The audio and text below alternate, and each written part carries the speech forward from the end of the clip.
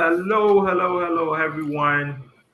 Uh, this is Kojo's Corner, and we have today Chris Erl with us. Chris, I feel like you honorary guest Kojo's Corner. I think it's kind of how on SNL everyone has like the number of times they showed up. I think you are way up there. All right, I'll wait for my jacket in the mail and the one that says how many times I've been on. Yeah, so we thought we had to bring you on. There's lots of politics going on in Hamilton, in the province. So we wanted to start obviously locally. Kojo's Corner is always looking at local issues and how it's connected provincially or federally. So local issues. We have the budget. What have you been looking at, and what have you been writing about, and what's your take on this new budget process? So the budget's really interesting this time, in large part because of the strong mayor powers that Doug Ford forced on each municipality, large municipality in Ontario. So this has changed the entire dynamic of how budgeting actually works. So the mayor is really the person who's driving the bus when it comes to all the budget discussions. She's the one that's had the folks behind the scenes working on putting things together, determining what needs to be allocated where. So a lot of this falls on the mayor. A lot of councillors are still operating in the past when it comes to all the finessing around the budget.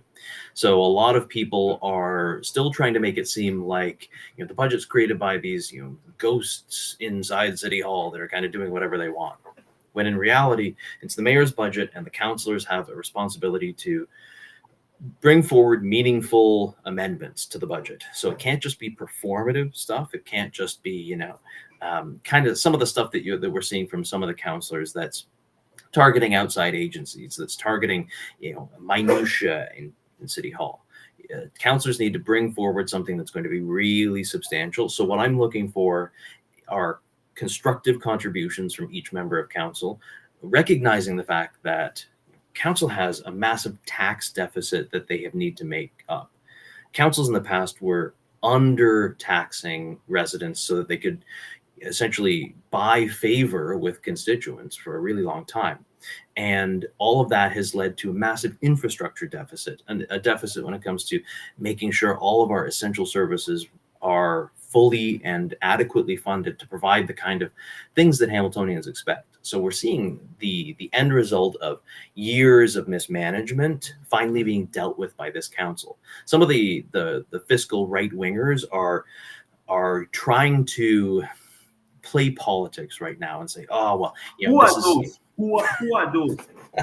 it's a Share lot those of lists, folks. because I think sometimes, yeah, we just use the labels, but we're not talking about who. So can you give the people the whole rundown?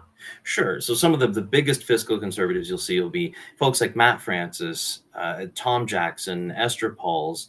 JP Danko has become one of the biggest fiscal conservatives and is very savvy when it comes to using politics. But his politics is very much of the scorched earth kind of approach. It's everyone who opposes me is an extremist. Everyone who has a different idea as me is somebody that is dangerous, and that kind of language itself becomes very dangerous because he's creating this atmosphere where it's difficult for folks to work collaboratively.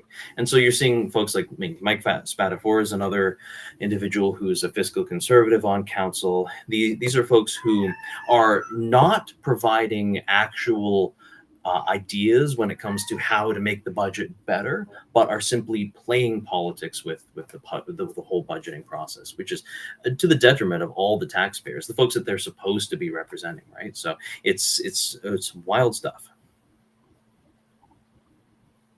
I find it very funny because, or not funny, but like all the you said they are fiscally conservative folks, but in my mind, I can count like more than 20 times where they have actually misused taxpayers' money, right?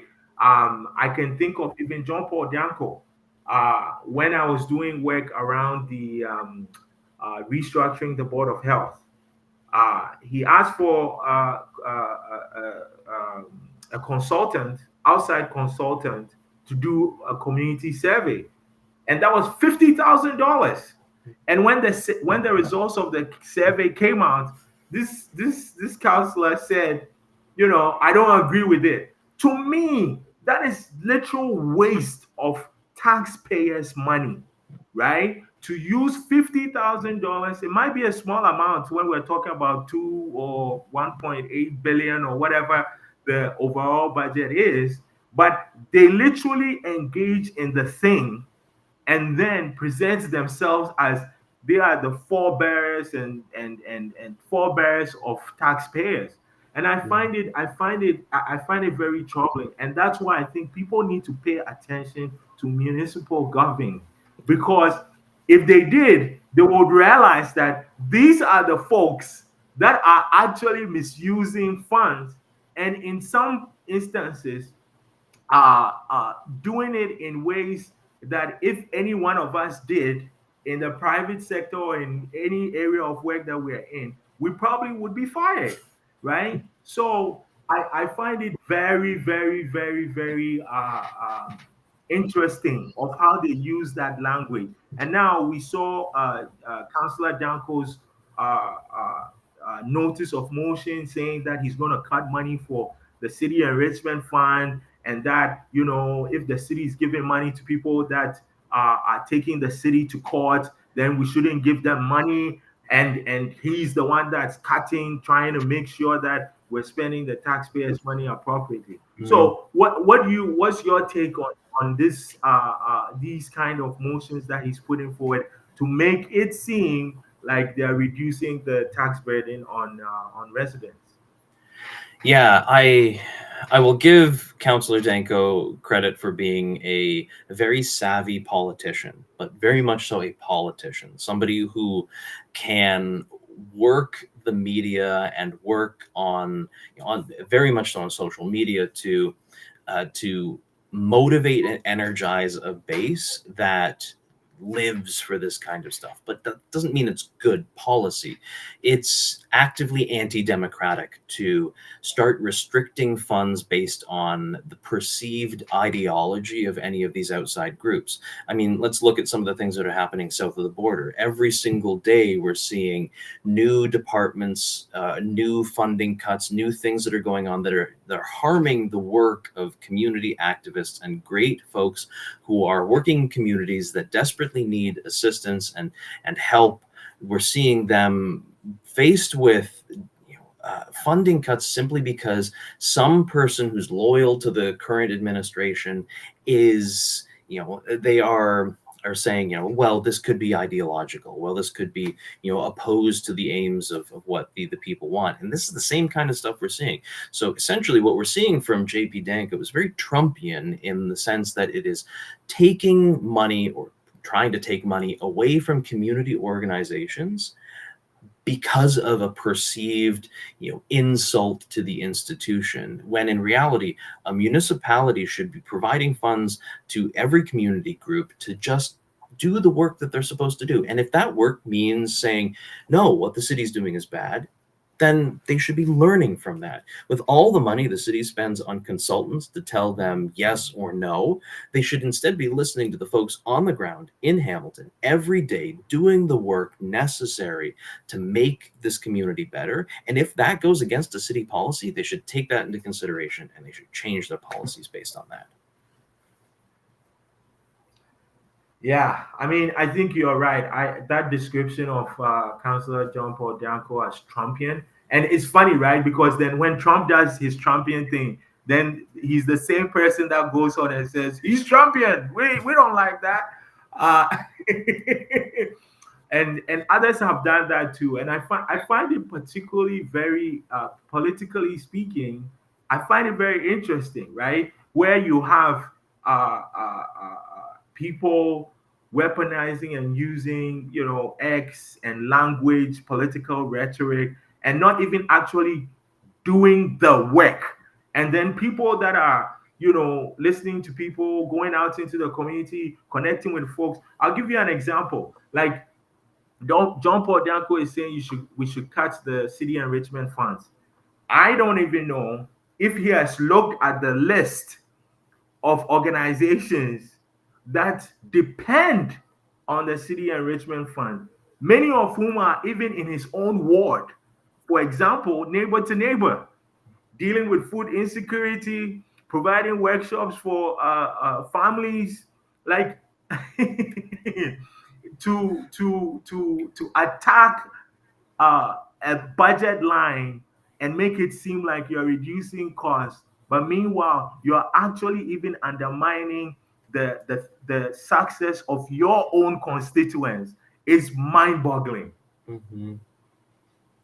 It's something that really speaks to how broken politics can be now when a personal vendetta or an ideological motivation gets in the way of doing good things for everyday people working on the ground. Like Neighbor to Neighbor is an incredible organization. When I was at St. Thomas More, I helped run the food drive there that gave thousands of pounds of canned goods to Neighbor to Neighbor because there were so many folks who were connected to our school community that relied on that. And even if you didn't, it's still important to look out for your neighbors. And organizations like that are bringing people together. This is what's strengthening our democracy. These one-on-one connections that we have with other people in our community, our neighbors, our friends, our coworkers, the folks down the street that we might not talk to all the time, realizing they're in need, going in and having a chat with them and seeing what you can do for them.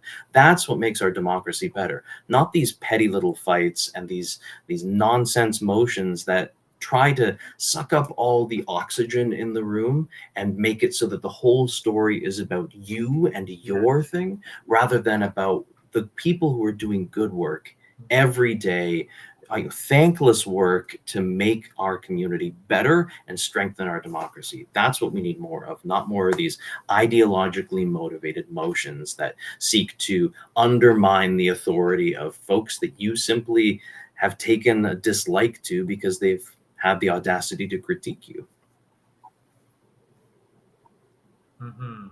So how do you see this budget cycling?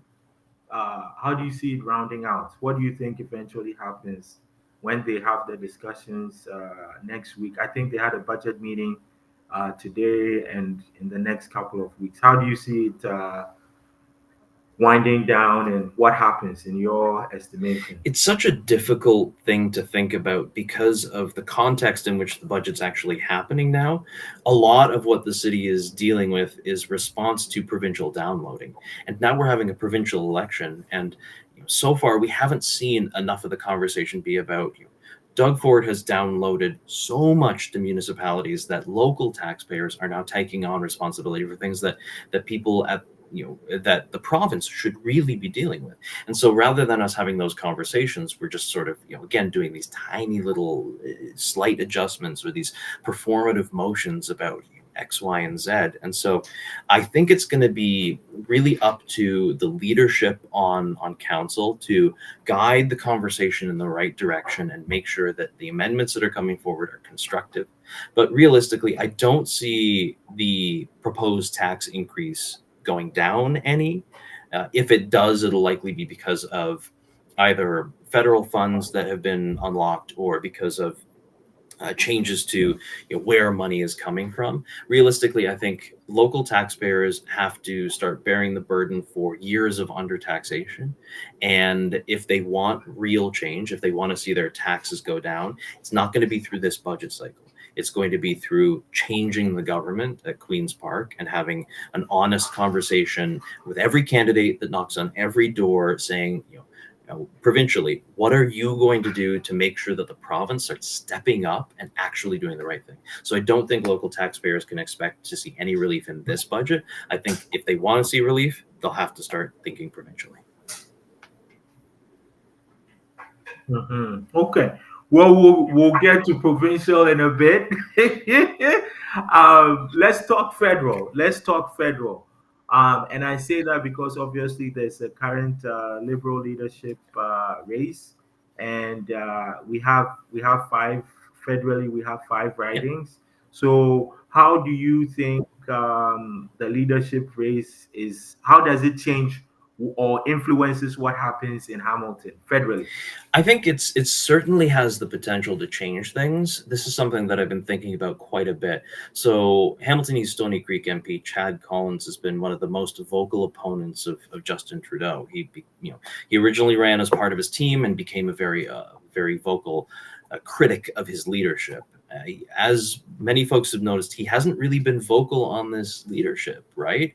You've seen Lisa Hefner come out in support of Karina Gold, which makes sense. She's a young and ambitious and very interesting and very dynamic member of parliament from a very close riding in Burlington. And so you're seeing a lot of the Hamilton Liberals sort of think about that. But I think the big thing to think about is, who is Chad going to endorse? If he doesn't endorse anyone, that's a good indication that he's not going to run again and will likely run for mayor, which is what everyone's thinking about. But if he does endorse somebody, there's a good chance he's probably going to line up behind Mark Carney. And if he does, he's hoping to curry favor with the new government and eventually find a position in cabinet to justify his running for another term in office. It'll be interesting to see what Philomena Tacitus. She said that she is not running again. She's made that very, very clear. So if she endorses or if she doesn't, we'll see what happens there. Obviously, this changes a lot of the political calculus for folks around Hamilton. So the Liberals, they were, I can only imagine what was going on in Liberal backrooms. They were thinking, well, if Chad steps down to run for mayor and if Philomena's not running again, we have to defend 2 ridings. We have to make sure that Lisa Hefner gets reelected. We have to put up a good fight in Flamborough-Glanbrook. Likely that won't happen if the leadership changes in the way that everyone thinks it's going to change, because it's likely going to be Mark Carney.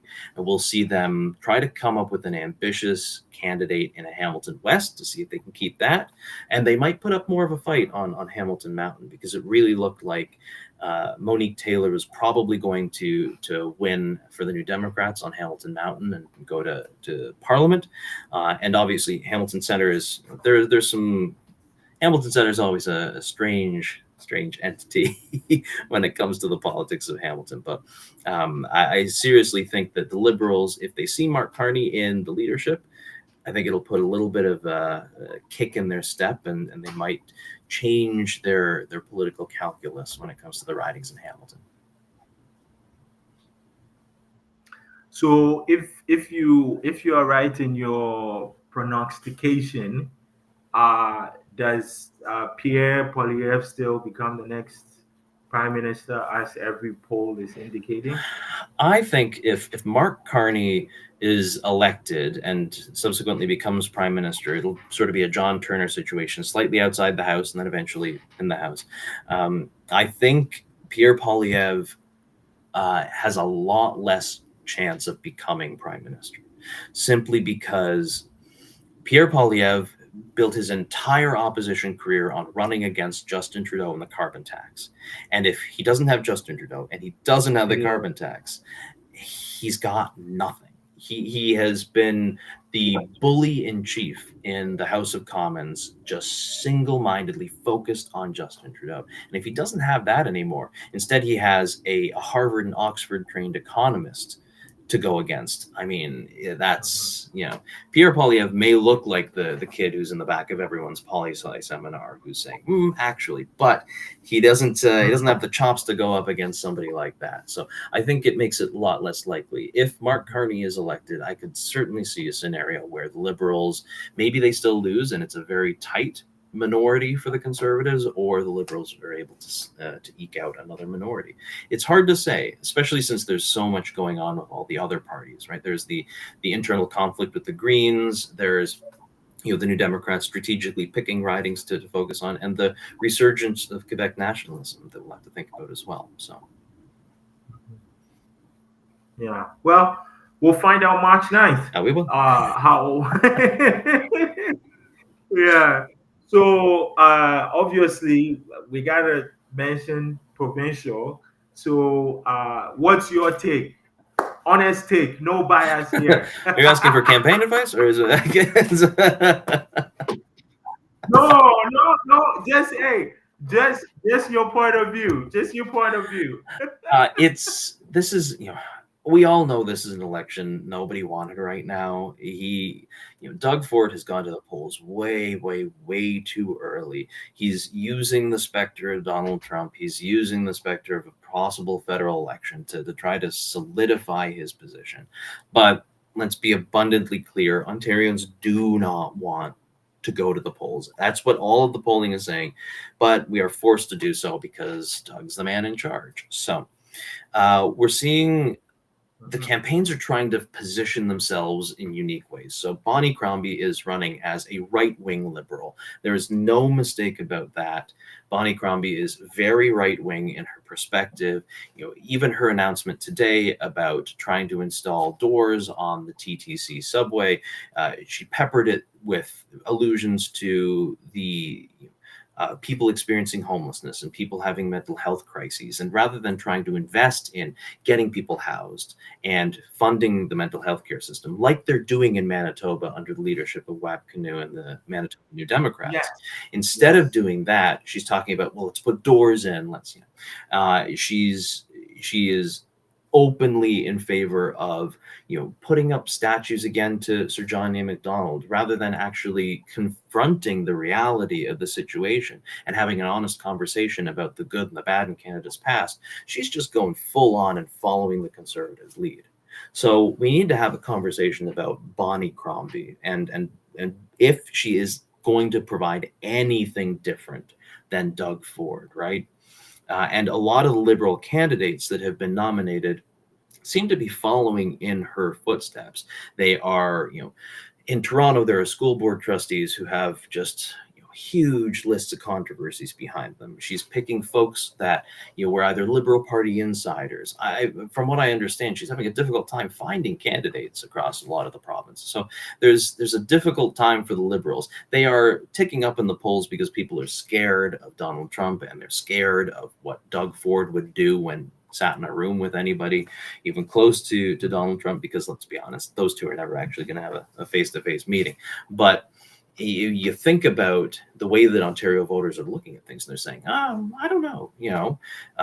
We've always gone liberal. We've always done this. So let's think about that." But it provides an opportunity for Marit Stiles to really showcase her different brand of leadership and to talk about what the New Democrats would do differently. And this is a great opportunity for Mike Schreiner and the Greens to say, we've got these values. This is how we're going to advocate for folks. Because if you think about some of the communities that the Greens are focusing on, Parry Sound, Muskoka, Bruce Grey, Owen Sound, some of the ridings north of Toronto and in what's traditionally considered cottage country, there's a strong agricultural base that would be detrimentally impacted by Donald Trump's tariffs. So is somebody like Doug Ford going to provide those folks in rural communities, what they really need?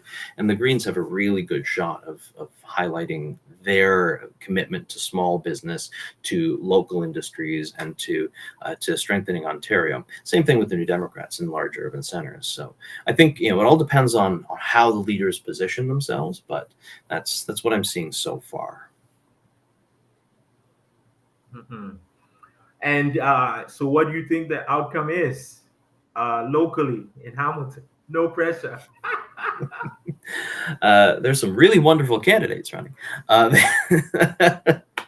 Uh, some and honestly, there are some really qualified and really interesting folks. I mean, I normally I have my political beliefs and I'll vote the way that I vote, but credit where credit's due. People like Haino Dawson, really great person in Hamilton East, really wonderful person, as well as second, but the New Democrats candidate. The Greens have a lot of really wonderful folks running. The New Democrats have some great folks. There's some interesting people running across Hamilton.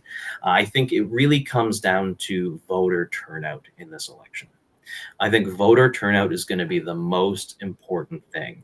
The Conservatives bank on people staying home because they have a core group of very motivated supporters. And if you take a look at the changes in voter turnout between 2018 and 2022, Conservative vote pretty much stayed the same across the board, yet the percentages went up because voter turnout declined. So that means Liberals were staying home. New Democrats were staying home. Green Party voters were staying home. I mean, less so in the case of the Greens because they had a little bit of an increase of support as well. But you think the most important thing for all the campaigns across Hamilton will be to get people out to vote, which means focusing on a positive message on how you will help people with the affordability crisis. How are you going to make houses more affordable for folks? How are you going to tackle the skyrocketing rents? Because yeah, they're coming down now, but as somebody who pays rent, it's still pretty high, right? People who have issues with transportation, how are you going to get from point A to point B? If somebody needs to get in their car and drive every day from Hamilton to Brantford, back and forth, back and forth, back and forth, because there isn't reliable GO service, what are you going to do to provide them with options that will make their lives better and more affordable? So I think if campaigns focus on that and increase voter turnout, I think we'll see some very different results across the board.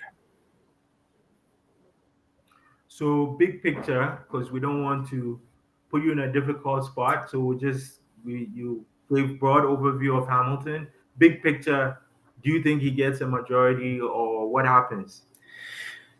The voters of Ontario never cease to amaze. They are always a very we are a proud people. We are a very stubborn people sometimes, and I say this as a very stubborn person sometimes. But we don't like to be put into boxes, and so people have thought in the past, oh, I'm going to call this election, I'm going to get a majority, it's going to be great, and it goes the exact opposite way, right? So it really depends on where voters are thinking, not necessarily now, but maybe 2 weeks before the election, a week before the election. Like, where are people really thinking? Where are their heads at? It's a February election. Nobody likes February. Hey, at least dry January is over for most folks. So Have you seen what's going outside? Right. I remember hearing federal candidates talk about, the election of, I think it was 2006, because that was an election in January or something. So it happened over this long period of time, and they would be trudging through mountains of snow, and people still were out and engaged. But that was years ago, right? That was almost 20 years ago. And so you think about, are voters really going to think about going out to vote now, especially since, there are going to be fewer advanced voting days. There's less time to change your ID. There's less time to get all the documentation necessary. So I think, folks might be dissuaded, but with a strong and positive enough message, a lot of people will come out to vote. And I think if more Ontarians come out to vote, that hinders Doug Ford's chances of getting a majority, because let's face it, the majority of Ontario is not behind him. They have never been behind him. It's all about one party capturing the energy and being able to provide a coherent alternative. And let's be perfectly clear, that's not going to be Bonnie Crombie and the Liberals. They are not providing something different enough from Doug Ford's Conservatives. So this is really up to Tamara Stiles and Mike Schreiner. I like that message. I won't say anything about it, but I like it. Fair. Yeah. So I think we've covered it, and I really appreciate you joining us, and also giving the whole spectrum of what's happening in Hamilton, connecting into provincially and national discussions. Is there any historical tidbits that you want to share with some of the listeners? Because you always have some good ones on your writings, and sometimes because I need lots of time to read. So before I actually read, I go and look at some of the historical or interesting facts before I go through them. So any good ones for us? Oh, that's a tough one. Hamilton has had some really incredible members of provincial parliament, some really wonderful folks. Folks like David Christopherson, who worked tirelessly for people in Hamilton. People like Brian Charlton, really great folks who have done a lot of work. A plug for Sandy Shaw, who's been doing some really wonderful work, and whomever else is on the orange team this time, who's going to do a great job. But Hamiltonians, we we don't uh, we don't really fall for some of the stuff from the government pretty easily, right? Hamiltonians will always put up a fight. When Mike Harris tried to put in all of his cuts, when he tried to implement a program of brutal austerity in this province, Hamiltonians rose up and had one of the largest days of action to show the province we were not going to take it anymore, right?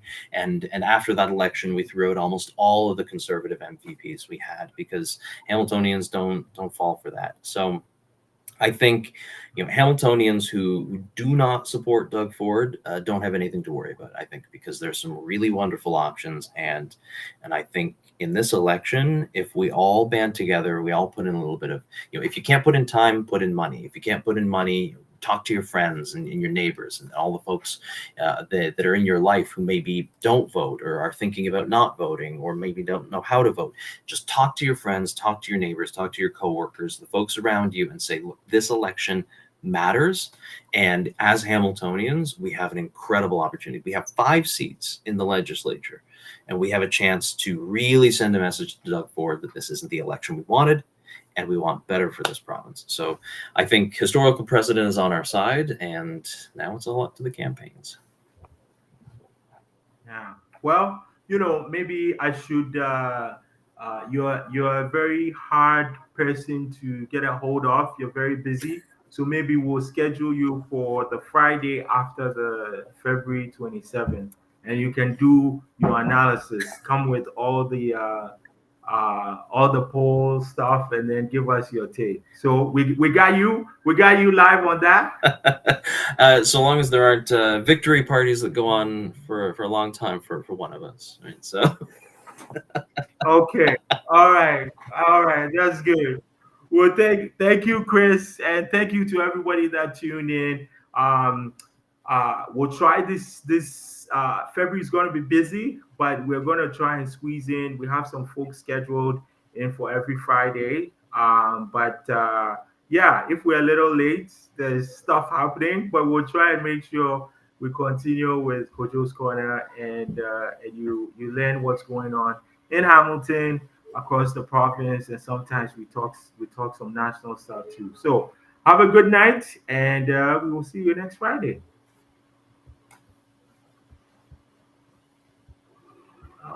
Where's my button? Uh oh. Oh, there it is.